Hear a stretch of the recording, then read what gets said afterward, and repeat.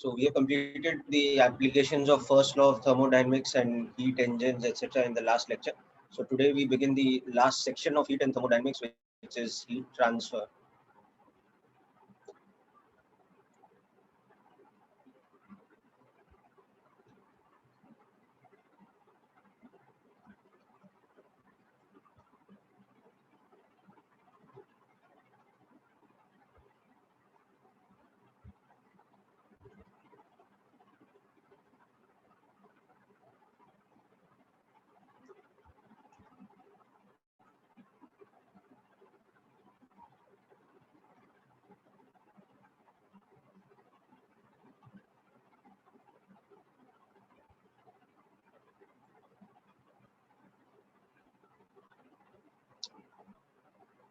Okay, so as we discussed previously, there are three modes of heat transfer: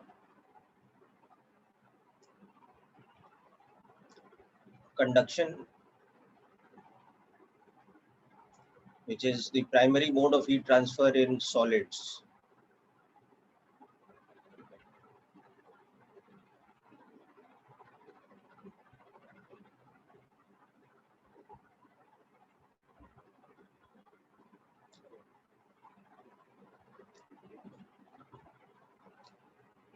convection, which is for liquids;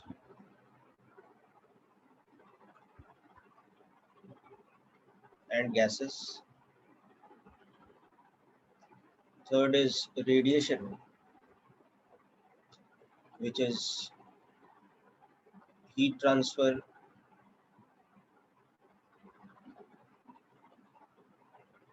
through electromagnetic waves.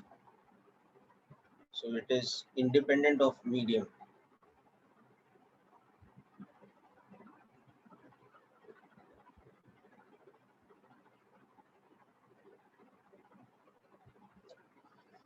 Okay, so let's begin by understanding conduction.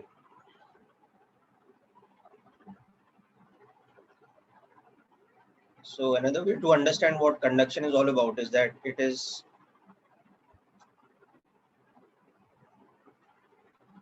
transfer of vibrational kinetic energy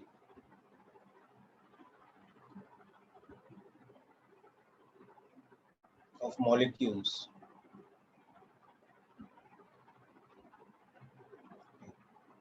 in a solid from a region of higher to lower temperature.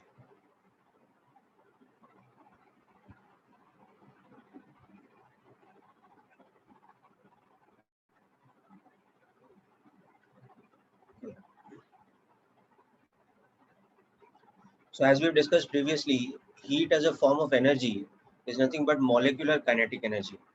So in the case of solid materials, the molecular kinetic energy we're talking about is the vibration of the solid molecules. So within a solid, if there is a temperature gradient, that means there is a difference in temperature between two regions within the same solid, then the vibrational kinetic energy will flow from a region where there is more energy to a region where there is less energy, or in other words, from higher temperature to lower temperature. Okay, and that process of that heat flow or that heat transfer through the vibrational kinetic energy of molecules is called the conduction process.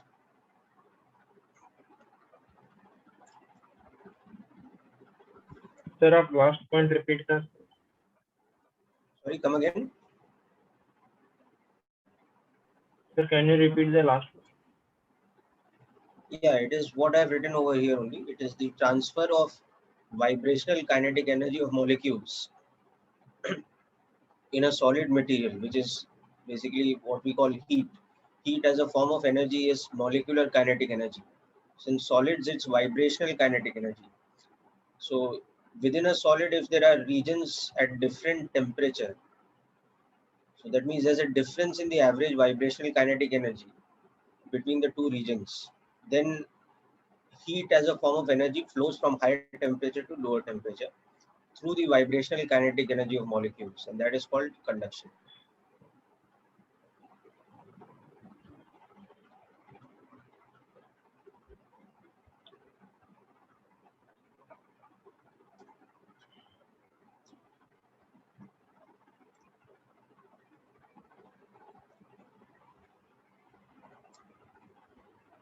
Okay, so next we will look at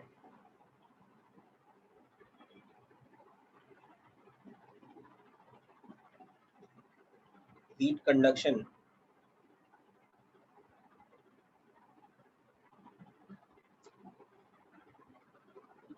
through a what is called an isotropic. So I'll explain what isotropic means.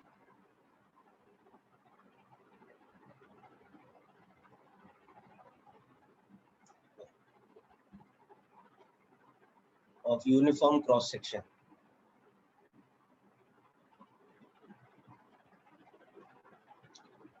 So isotropic means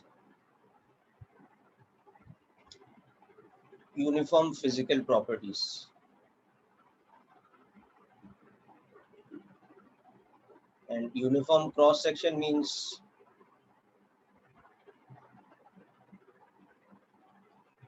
cross sectional area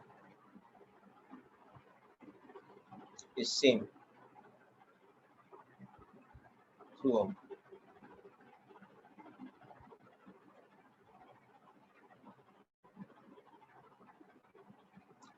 Okay, Kavindra, I'll go back just a moment.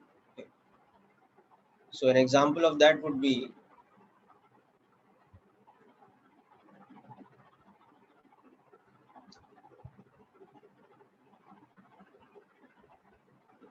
a solid metallic cylinder.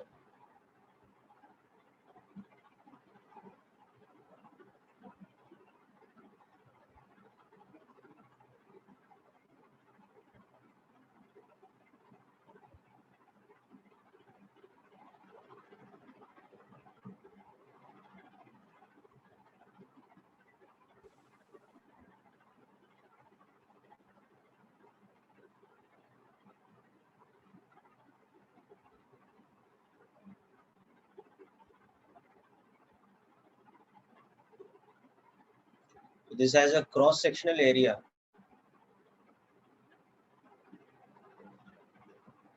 of capital A which is uniform throughout, and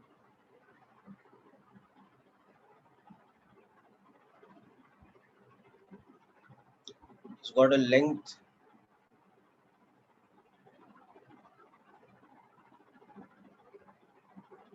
L. Okay. And it's isotropic, means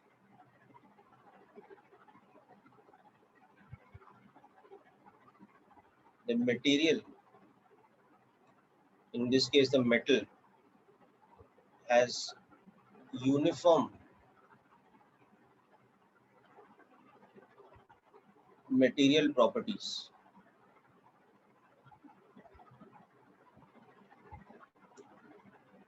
throughout the conductor, in this case the rod or cylinder or whatever. Okay, so we will next discuss about the heat conduction through such a material. We'll next discuss about this. But before that, I'm scrolling up once.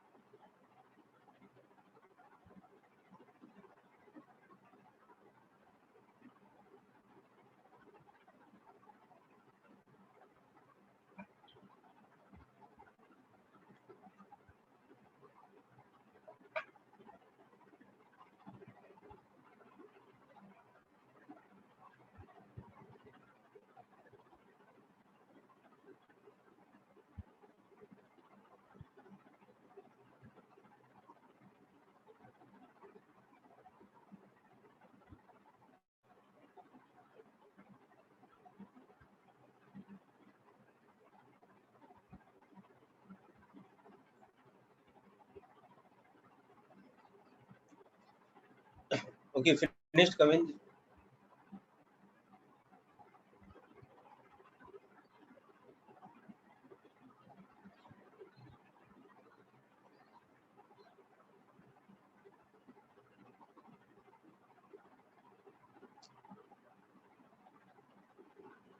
Okay, so next up we want to study the properties of heat flow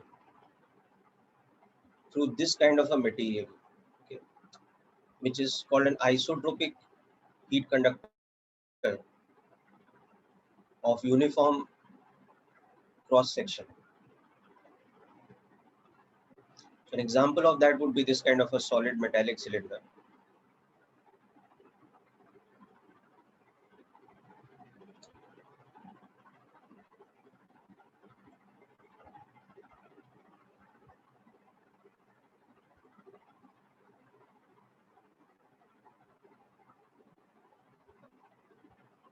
So to create heat flow through this kind of a conductor, we have to subject this to what is called a temperature gradient.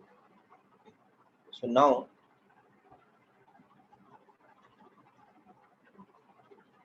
for heat conduction,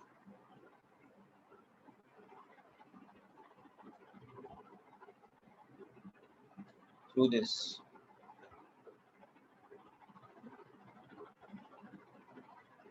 temperature gradient, or what we can call it temperature difference, has to be created across its length. So for that, what we do is we subject this material to this kind of a situation now.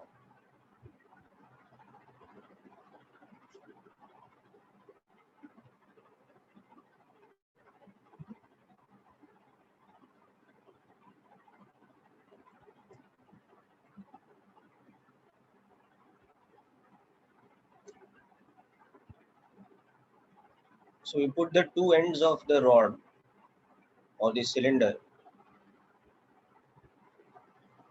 into two insulated chambers which are at different temperatures.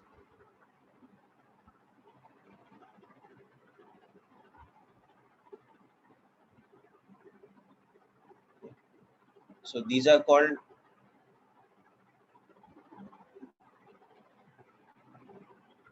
constant temperature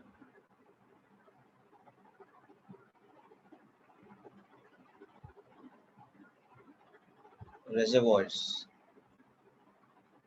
Okay. So this is at temperature T1. For example, we could be passing steam at 100 degrees C. So this heat reservoir is at 100 degrees C, and this one could be at 0 degrees C, because we have kept certain amount of ice packed over here.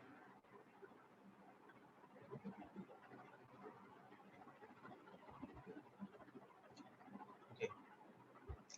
And then to study the properties of heat conduction along the length of the rod, what we also do is we put some insulating material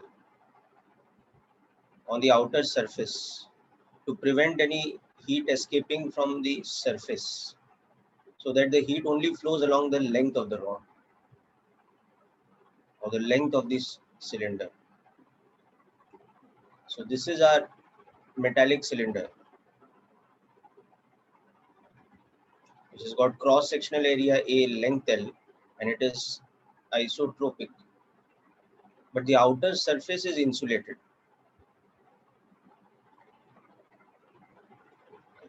So the insulation on the outer surface prevents heat loss, mostly through radiation,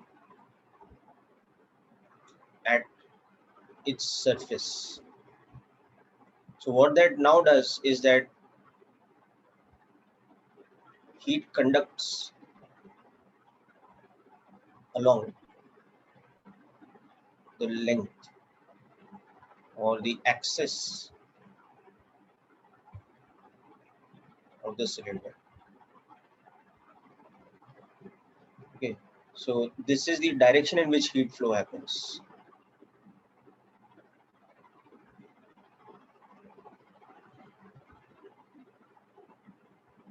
So this is the experimental setup, let us say, to understand the properties of heat flow via conduction or heat transfer via conduction.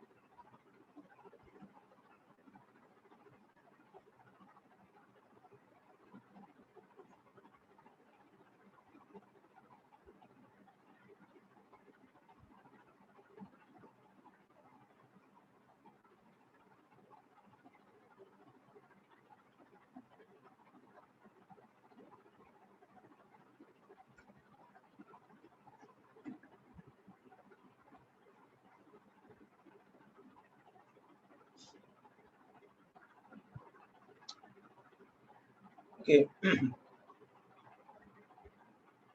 so what we will observe in a situation like this,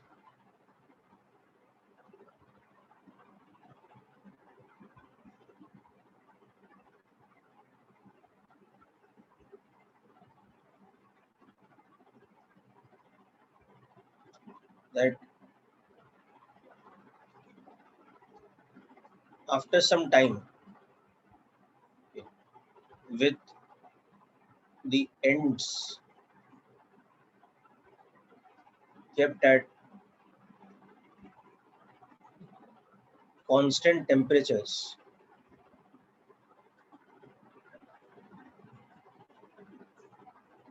T1 and T2, where T1 is obviously greater than T2. So after some time, the rod or cylinder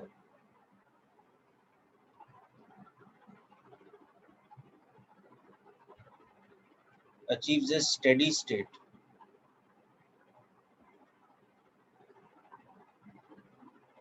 So the meaning of this steady state is that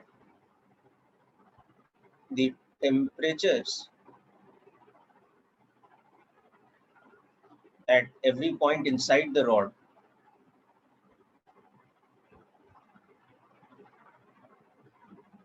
stabilizes. Okay, I'll explain what this means. Okay, and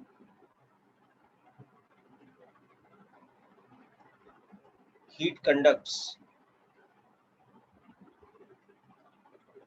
at a uniform rate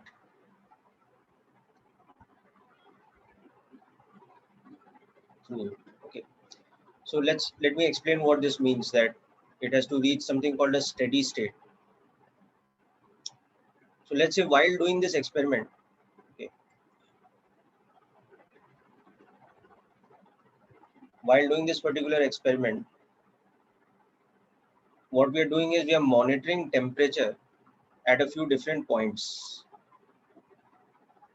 So let's say this point is A, B, C, D, and E.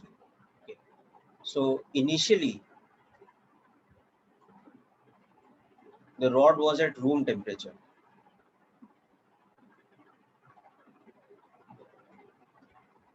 Before the experiment started. So the temperature at A is equal to the temperature at B, C, D, and E. And all such points were at constant temperature, which was, let's say, 27 degrees.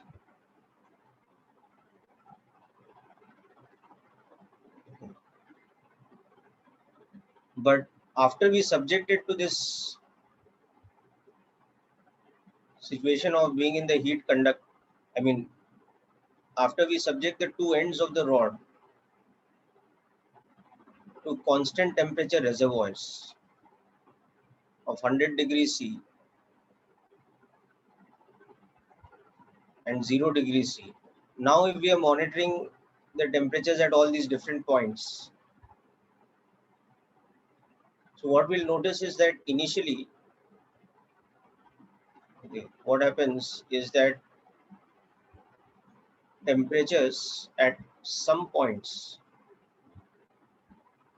like maybe A, B, and C, start to rise. Okay. So they go from 27 onwards,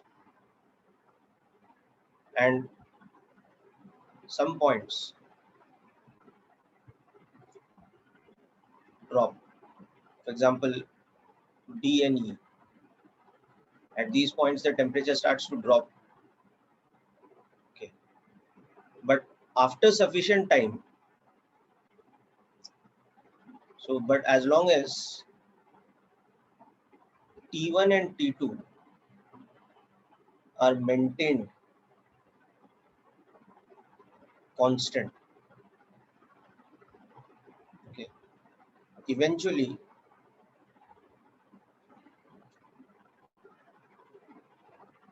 after a certain time,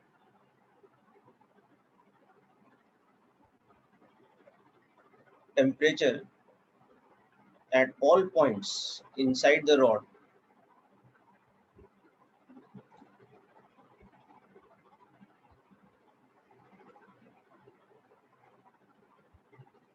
will become stable. So I'm just saying, for example, the temperature at the point A might become stable at 90 degrees C. The temperature at the point B might become stable at, let's say, 75 degrees C. The temperature at the point C might become stable at 50 degrees C. But temperature at the point D might become stable at, let's say, 20 degrees C. Temperature at the point E might become stable at 5 degrees C. Okay. So they'll all have different values, but they will become stable. That means they become constant. So when this happens, we say that the rod has achieved steady state. So this is when the conductor has achieved what we define as the steady state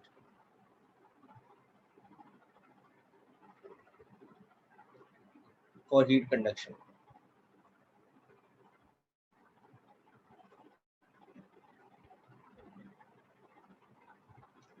So one of the properties of steady state is that the temperature at all points inside the conductor becomes stable.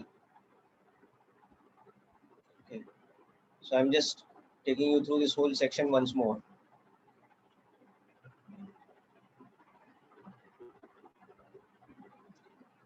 So suppose we have attached thermometers at various different points inside the conductor to monitor these temperatures.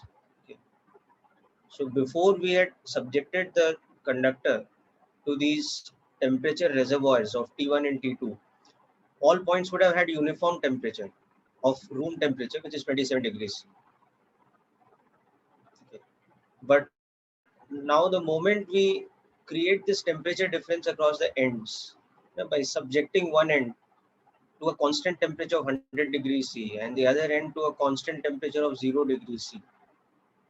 Okay. This is what we observe, that initially the temperature of certain points which are more towards the left of the rod, I mean closer to T1 side, they start to rise.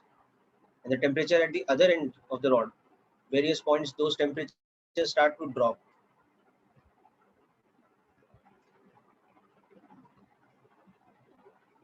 As long as we maintain T1 and T2 at steady values, eventually the temperatures at other points inside the rod also stabilize.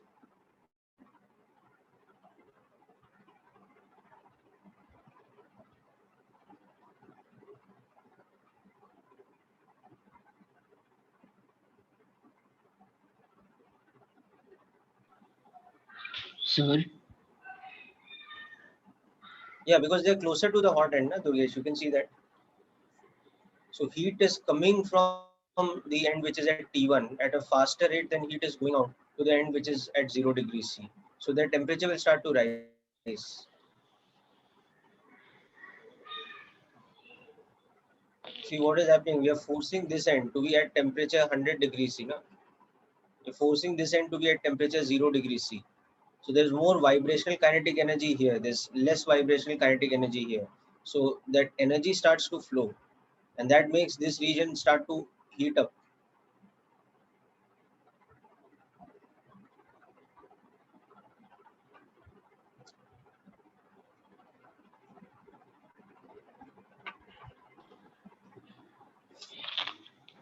excuse me, sir. Yes. Sir, once the rod is stabilized, wouldn't there be no heat conduction in it? Because the temperature is the same at all points.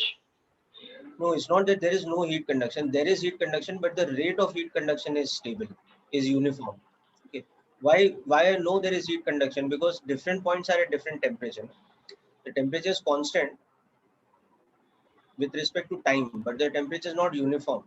So if this region has some temperature T, then this region just to the left of it, it has a temperature of T plus delta T. And this region to the right of it, it has a temperature of T minus delta T. So I know that there is some heat coming in from this side, but I know also that there's some heat going out from this side. So the incoming heat must be equal to the outgoing heat. Understanding? Okay. So if the temperature of this region, the middle region, which is at capital T, becomes constant, that means it's neither gaining heat nor losing heat. But because we can observe that to the left there is a region of higher temperature and to the right there's a region of lower temperature, we know that this region is receiving heat from the left and this region is giving heat to the right. So the two must exactly balance. That's the only way the temperature of this region is becoming constant or steady.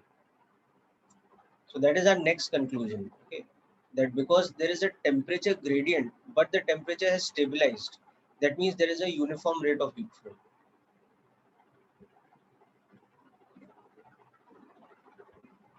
Okay. So at steady state,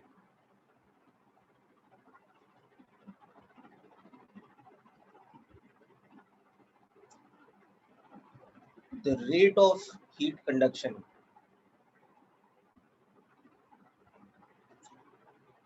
delta Q by delta T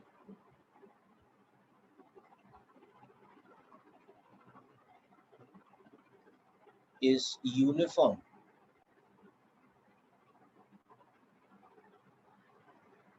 through the conductor. That is why the temperature at each region has become constant.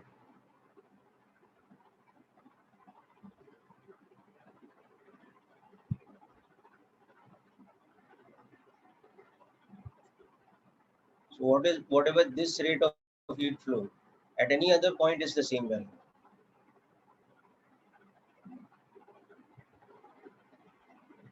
So any particular section, its net gain or loss of heat is zero.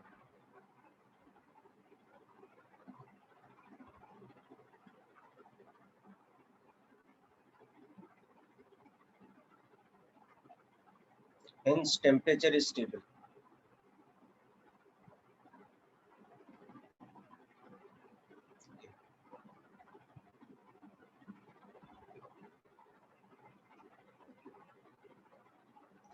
And remember, of course, to create this situation that heat is flowing only across the axis of the cylinder, we have to insulate it from outside. Otherwise, there will be random sort of heat flow happening from the surface also.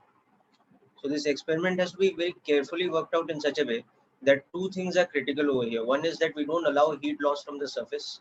So the insulation is important. And the other is we have to maintain the two ends at constant temperature, which means practically if we are doing that experiment, we have to keep supplying steam in this chamber, because as steam comes in contact with the metal and gives heat to the metal surface, it will condense. So the condensed steam which has become water has to constantly be removed and fresh steam has to be supplied so that the temperature remains stable at 100 degrees C. And similarly, at the other end, the ice that we have packed into that chamber will keep melting because of the heat coming from this surface. So again, the water that is formed has to be constantly removed and fresh ice has to be substituted so that we maintain the temperature constant at T2 equal to 0 degrees. So if we keep doing this, we will observe that the rod achieves this steady state. And during this steady state, from logical conclusion, we can say that temperature at each point we are measuring has become stable. So that means the rate of heat flow has become uniform. So there is a uniform rate of heat current. Okay. So now further from experimental observation, what we see is that the rate of heat flow, the rate of conduction, delta Q by delta T, it is directly proportional to T1 minus T2. Okay. It is also directly proportional to the area of cross section.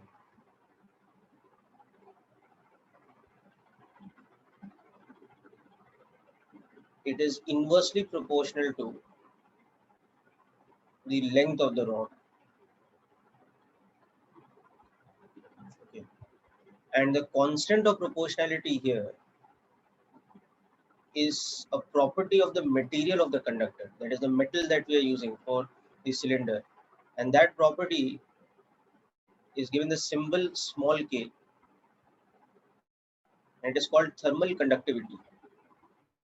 So this is the formula that we develop for the rate of heat flow with respect to the various parameters like the temperature difference across the ends T1 minus T2, the area, the length, and the material of the conductor. So this quantity K is called the thermal conductivity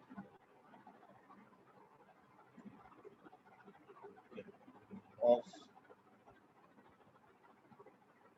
the material of the conductor.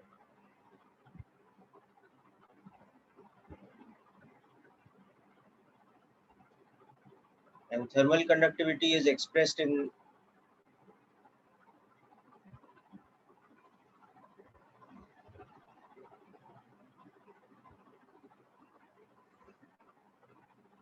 watts per meter Kelvin, okay, or joules per meter second Kelvin, because the rate of conduction, this delta Q by delta T, it's in joules per second or watts.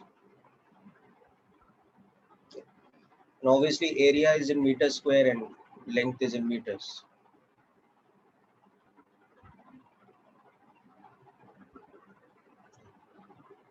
So in this, don't confuse between the symbol capital K, which is used for Kelvin in the unit, and small k, which is used for the thermal property of the material called the thermal conductivity. So larger the value of K, the better the heat conduction. Better the heat conduction means for the same temperature difference, it will achieve a faster rate of heat flow.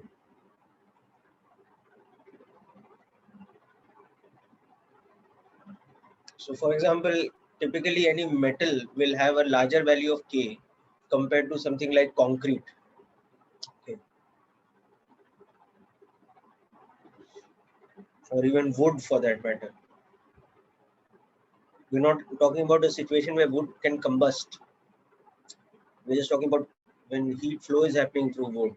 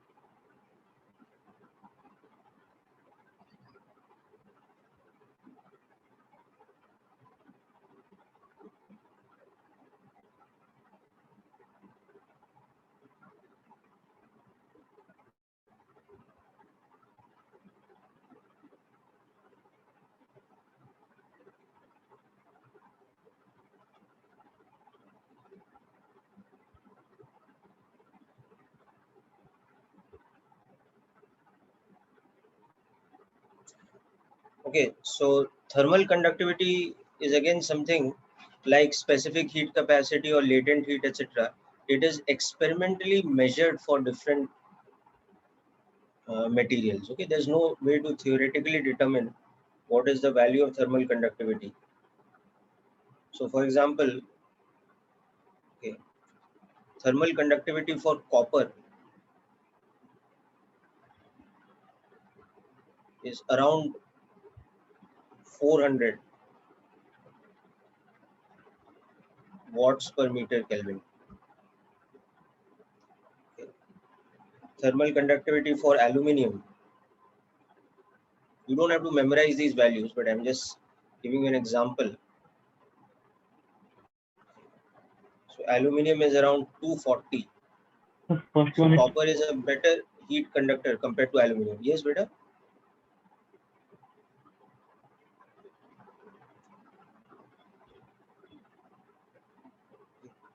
Thermal conductivity for glass, comparatively much poorer conductor of heat. It is around 0.8. So you can see that there's a huge difference in order of magnitude between the metals and glass, or for that matter, metal and brick or wood, etc.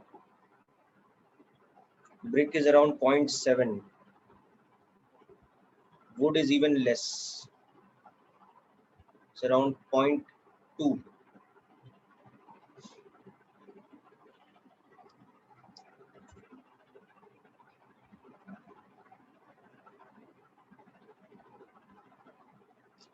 Okay, now you might of course ask that what happens before we have reached steady state. From the time we started the experiment, so the rod was at uniform room temperature everywhere till we reach this steady state. So the thing is that what happens from initial state till steady state is a little bit erratic, because the heat flow is not uniform at all points. That is why some points are gaining temperature and some points are losing, or their temperature is decreasing. So we cannot really predict with a formula that what is the rate of heat flow at that point of time. It's only once the temperature stabilize at various points, then we can start studying the rate of heat flow with a proper experimental method. And from that experimental method, we get these proportionalities. That rate of conduction delta Q by delta T is directly proportional to T1 minus T2 into area of cross section, inversely proportional to the length.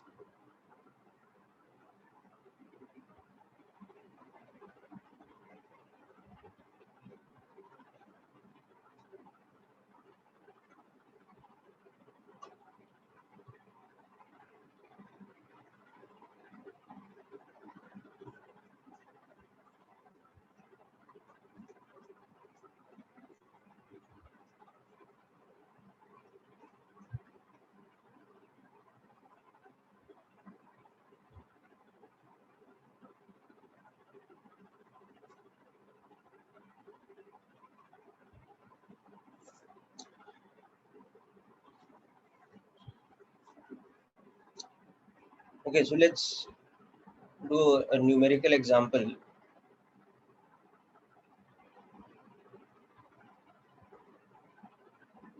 So imagine we've got this exact same situation that we were discussing earlier. But now we know some numerical values. Apart from just T1 and T2, we also know the other numerical values.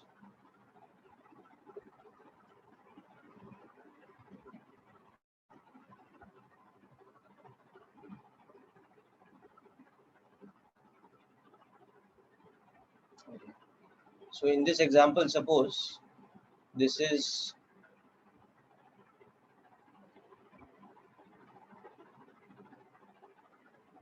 a copper cylinder. Okay. Now it is given to us that the thermal conductivity of copper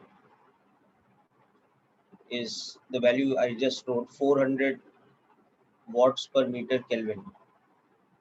Okay. And the area of cross section is 10 centimeters square, and the length of the rod is 2 meters. Okay, and we are maintaining these two reservoirs at temperatures 100 and 0 degrees C. Okay. So T1 is maintained constant at 100 degrees C. T2 is maintained constant at 0 degrees C. And also given to us that the latent heat of ice, as you know, is 80 calories per gram, where 1 calorie is, we will take it as the approximate value of 4.2 joules. So all this information is given to us. Now we want to calculate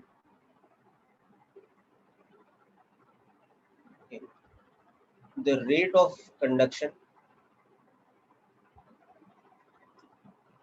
delta Q by delta T at steady state. Okay. And secondly, we want to calculate the mass of ice melted per minute, okay, at steady state.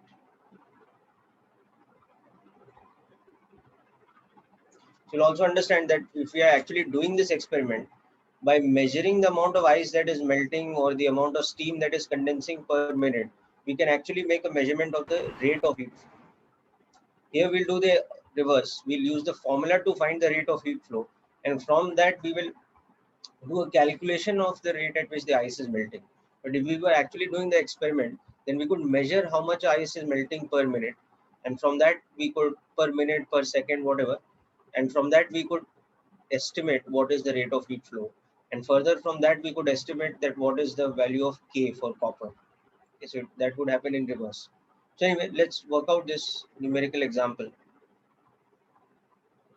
Just try this out. So you have to use this formula that delta Q by delta T at steady state is equal to Ka by L into the temperature difference.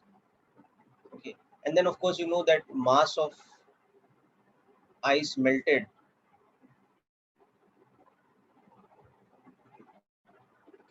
so this is mass of ice melted for a certain amount of heat delta Q, which is conducted from left to right. So just try this out now.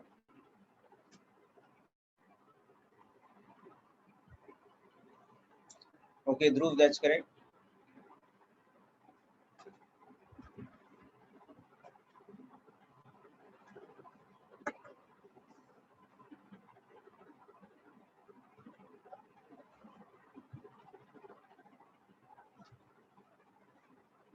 Just make sure that you convert the units correctly into SI units for everything. So then you will get the rate of conduction in watts or joules per second.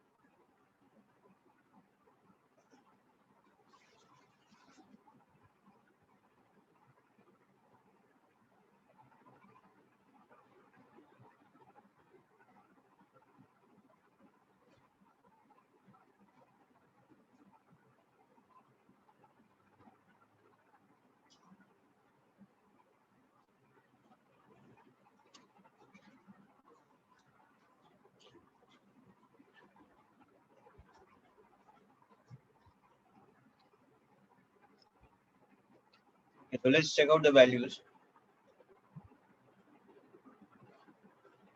So the only thing you have to be careful here in substituting in the formula is the units. So you have to convert the area in meters square.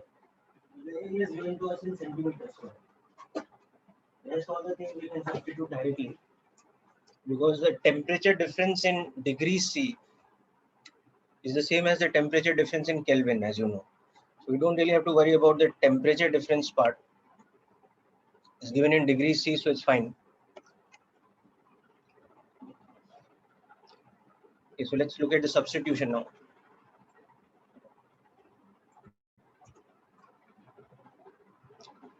So the first part, delta Q by delta T will be K, which is 400 into area, which I will convert into meter square. Okay. So this will be converted to this, okay, divided by the length, which is given in SI unit, into the temperature difference, which is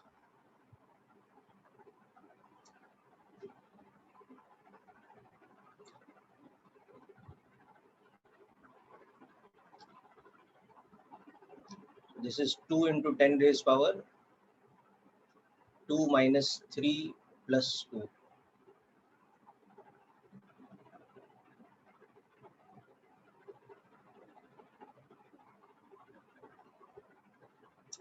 That's 20 joules per second, or watts.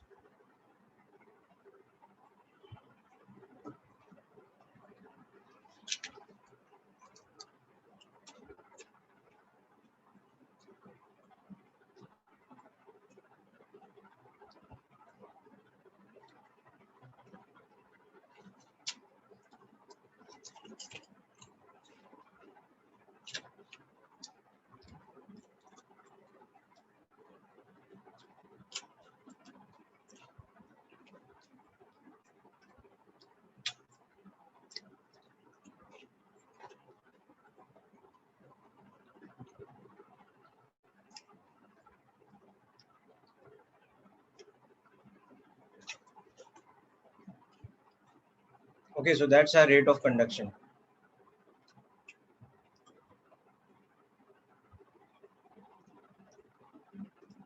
at steady state. So therefore we can see that in 1 minute or 60 seconds,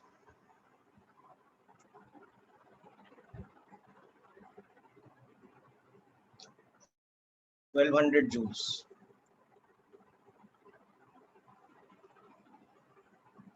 or these many calories. Therefore,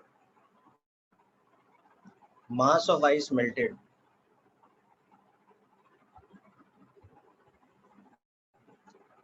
per minute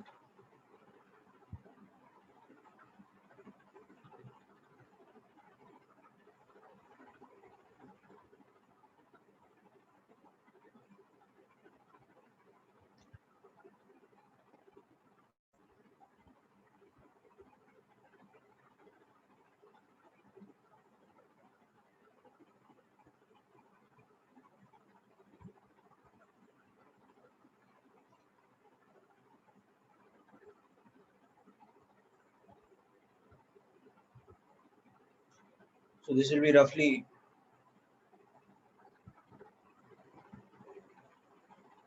So 3.57. correct 3.57 grams per minute.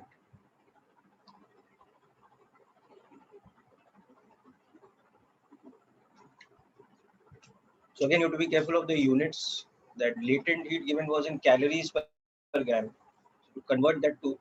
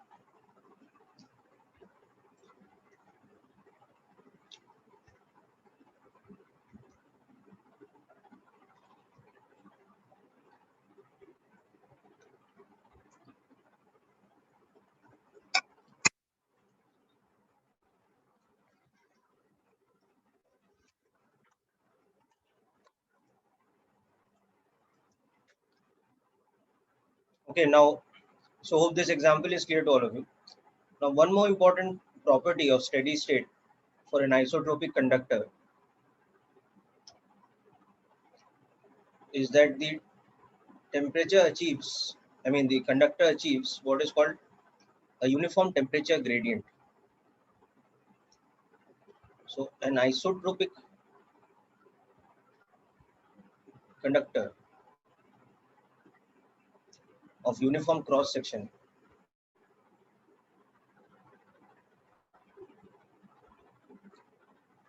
at steady state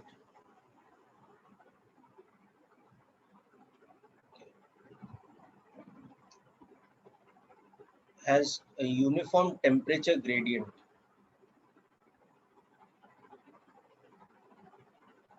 So let's understand what this statement means.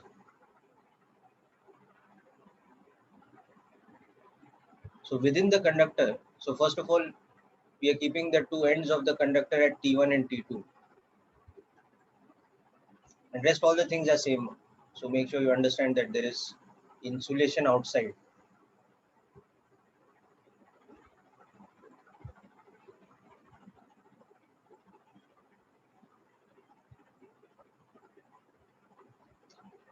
And this is a heat source or a heat reservoir.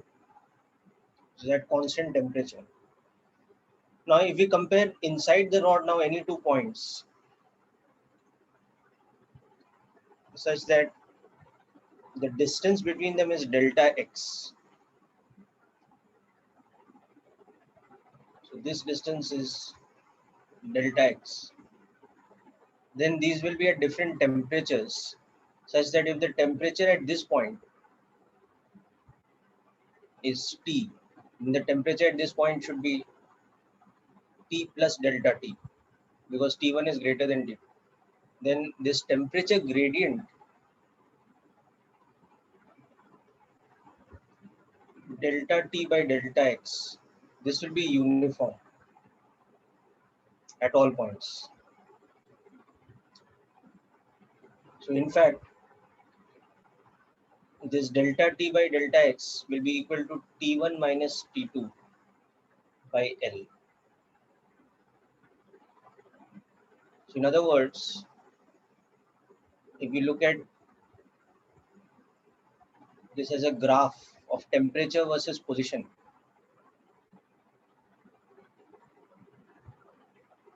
on the rod. So suppose we are taking the distance of this point as x. So the measurement of temperature versus x, this will be a straight line graph. In this case, x equal to 0 is at higher temperature and x equal to L is at lower temperature. So it starts from T1 at x equal to 0 and it decreases up to T2 at x equal to L.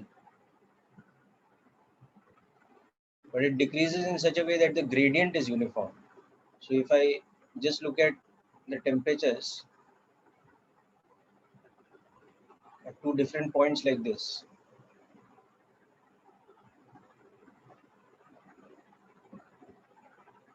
you see that delta T by delta X will be equal to T1 minus T2 by N. Okay. Or the temperature at any position X will be equal to T1 plus T2 minus T1 by L into X. Y is equal to mx plus c type of formula. So for example, for that particular situation that we had, T1 was 100 degrees C, T2 was 0, and L was 2 meters, or we can write it as 200 centimeters. So temperature at any x will be 100 minus 100 by 200 into x in centimeters. So temperature at any point would be 100 minus 0.5x, where x is in centimeters.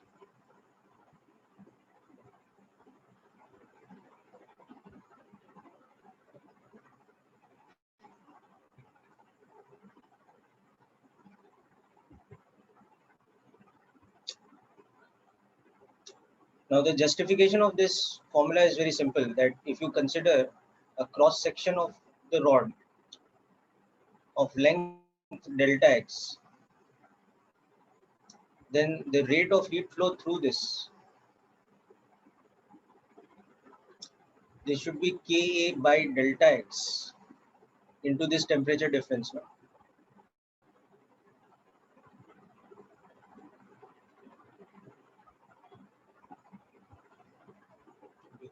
So this rate of heat flow must be equal to the overall rate of heat flow through the conductor.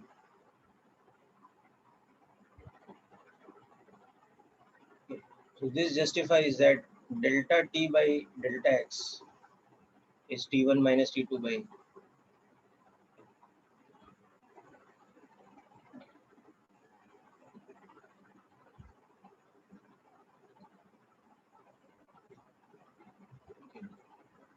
Yeah, so Jagannath, what we can see is that because temperature gradient is uniform, okay, so that means temperature versus x is a linear graph, because a linear graph has uniform slope. In terms of graph, gradient becomes slope.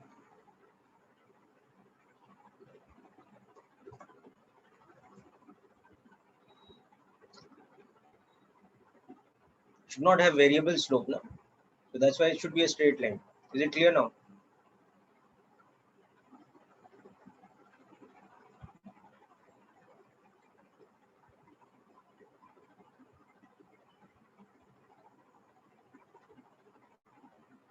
Okay.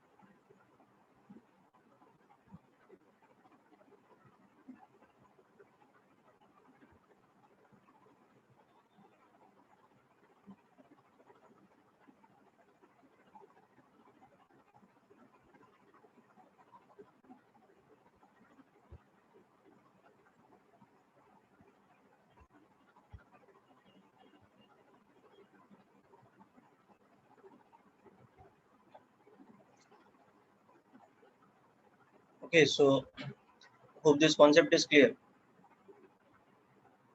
So this was just the numerical example, but in general, for any temperature gradient T1 minus T2 across the length L, that is how the temperature with respect to position will look like. So let's do a numerical problem based on this now.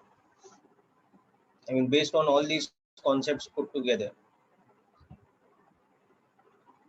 So now we have a slightly more complicated situation. We have a combination of two metallic rods. Okay. So this one is of thermal conductivity K1, which is, let's say, 300 watts per meter Kelvin. It's got a length of, let's say, 2.5 meters,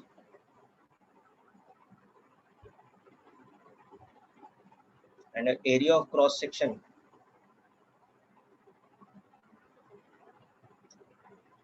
5 centimeters square. Now this is kept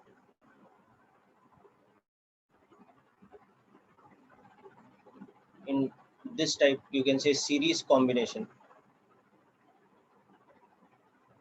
with a second rod now, which is also metallic, but it's a different metal, so it's got different thermal conductivity. Let's say this one has got a thermal conductivity of 200 watts per meter Kelvin, and its length is also different. It's 2 meters. And of course, as usual, we are insulating this whole thing from the surface.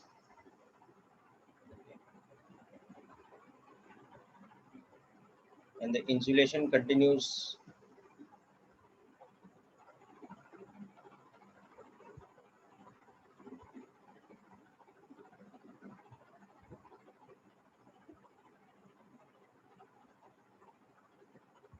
here like this.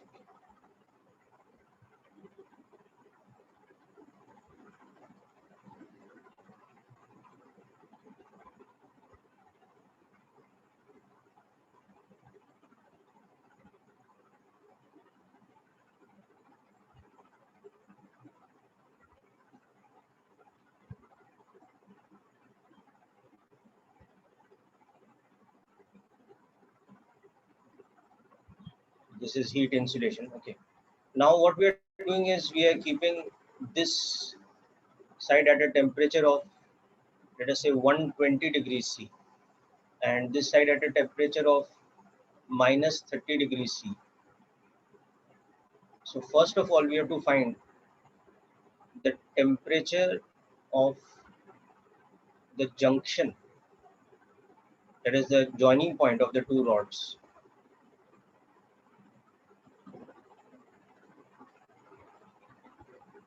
At steady state.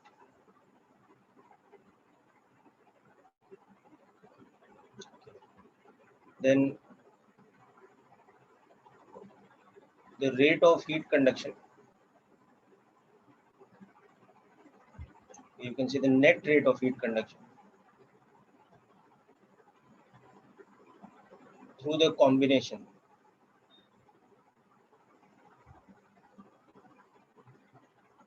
at steady state.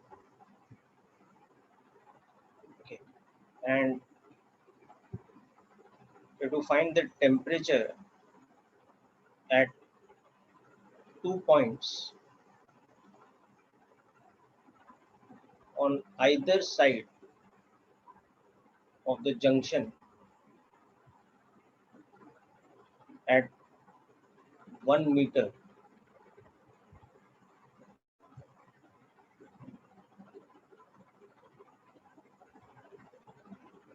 from the junction.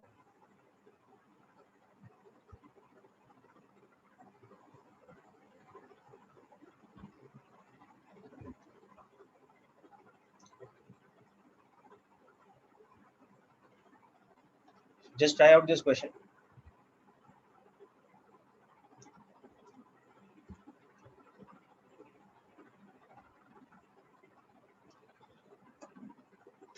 Okay, so we'll utilize all the concepts that we've learned about steady state, that there is a uniform temperature gradient and also a uniform rate of heat conduction.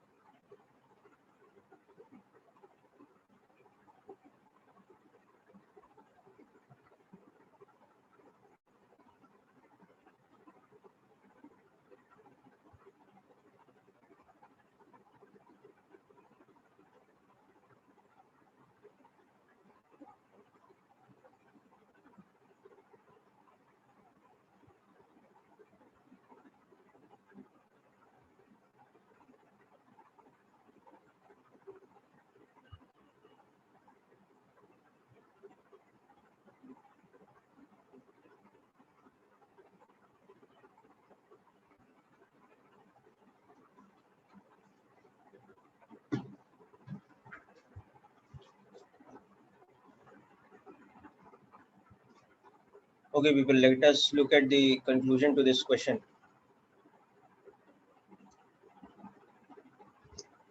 So what will happen in steady state is that there will be a uniform heat current through both the conductors. So whatever is the heat current through this first conductor will be equal to the heat current through the second conductor. So let us say the temperature of the junction is some unknown value T that we don't know. Okay. So for the first part, to calculate the temperature of the junction, delta Q by delta T in the first rod must be equal to the rate of heat flow in the second rod. So that means that K1A by L1 into T1 minus T should be equal to K2A by L2 into T minus T2. So 300 area will cancel out on both sides, divided by 2.5 into 120 minus T should be equal to, on the other side, 200 divided by 2 into T minus of minus 30. So this tells us that 3 upon 2.5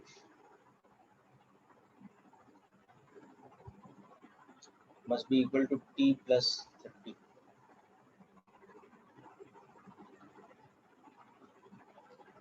Okay.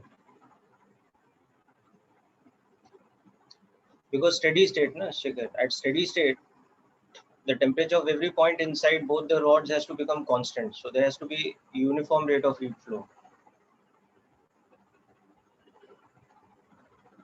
Understood? Na? So this is the property of steady state. Na?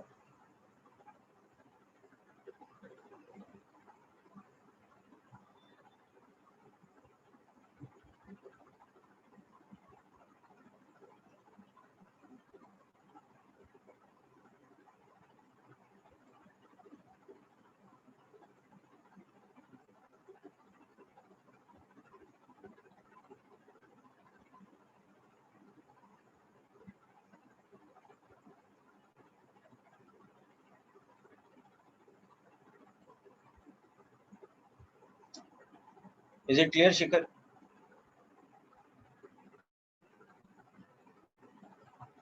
Okay.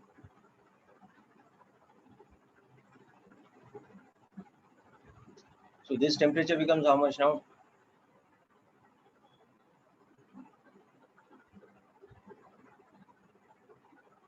Almost 52 degrees C.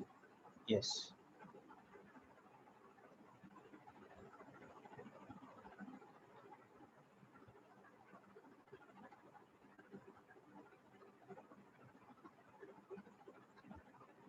Okay, now that we found this temperature, from this we can find the rate of heat flow.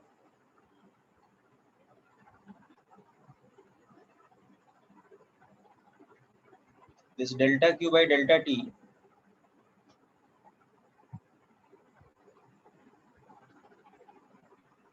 is equal to this value only,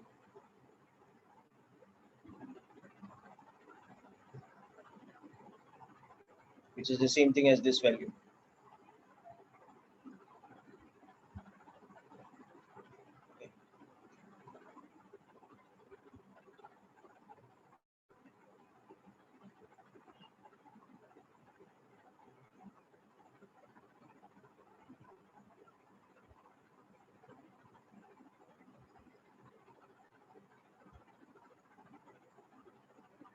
Let's take this approximately 52, just to make the calculation easier.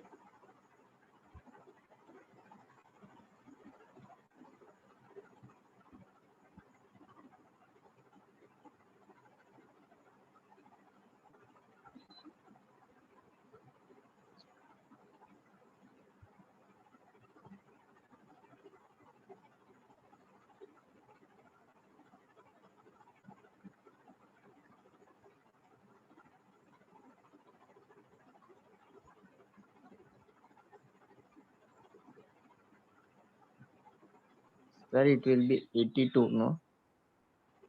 Sorry, it will be So instead of 68, 82, no sir. 52 plus 30. which one? T minus Sir? T2. T minus T2. So that C you can substitute now, but here I have substituted this. Okay. So that is actually the same thing as if you calculate this, but these values are different. Now this is 200 by 2. Okay. So this will be 52 plus 30. Okay. So you will see that this value now will be equal to this value. Understood now? Yes.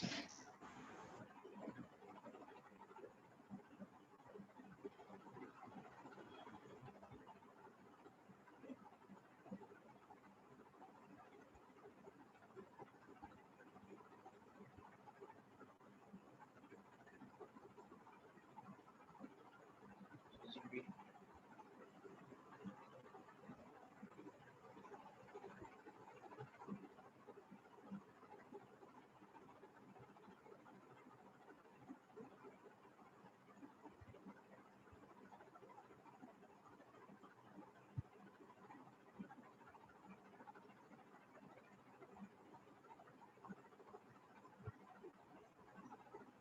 okay. Now we have to find the temperature at these different points. So for example, for the first rod,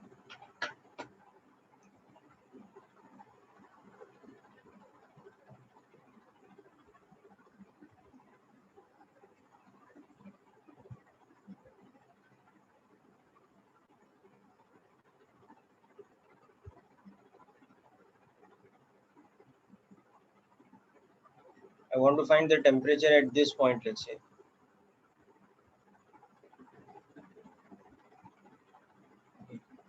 Which is 1 meter from here.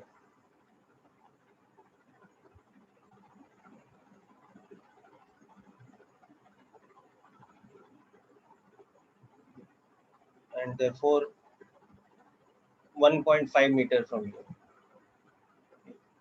So we can use either of these, that Ta minus T divided by 1 meter is equal to T1 minus T divided by 2.5 meters. So Ta minus 52 is equal to 120 minus 52 divided by 2.5. Temperature at that point A will become 52 plus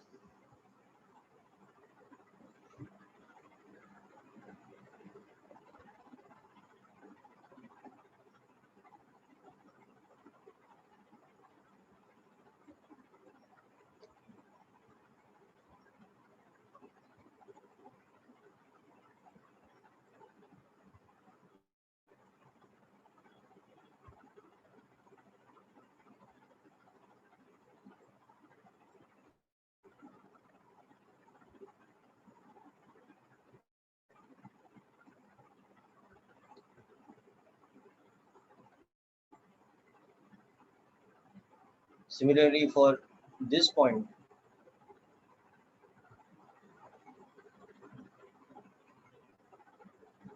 So my diagram is a little misleading. This is 2 meters long, so I'll just modify it.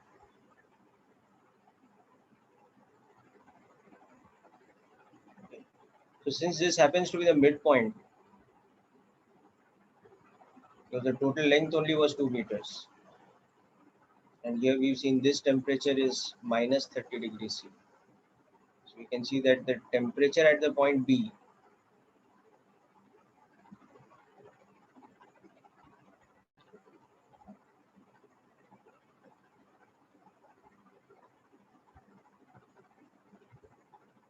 was the midpoint.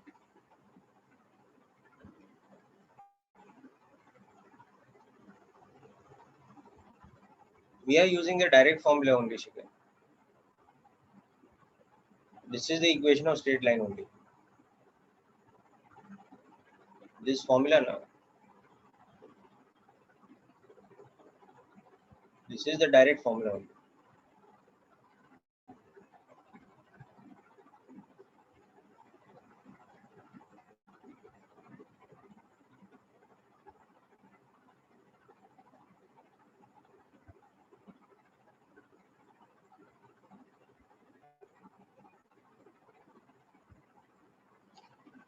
Okay, so these are the temperatures of the 2 points on either side of the junction at 1 meter.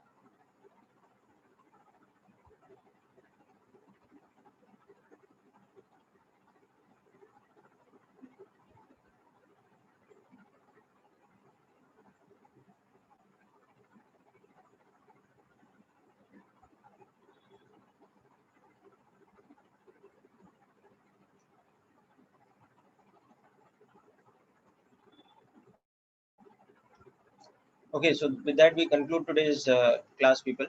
So next time we will look at more examples of heat conduction, and then after that we will look into the principles of radiation.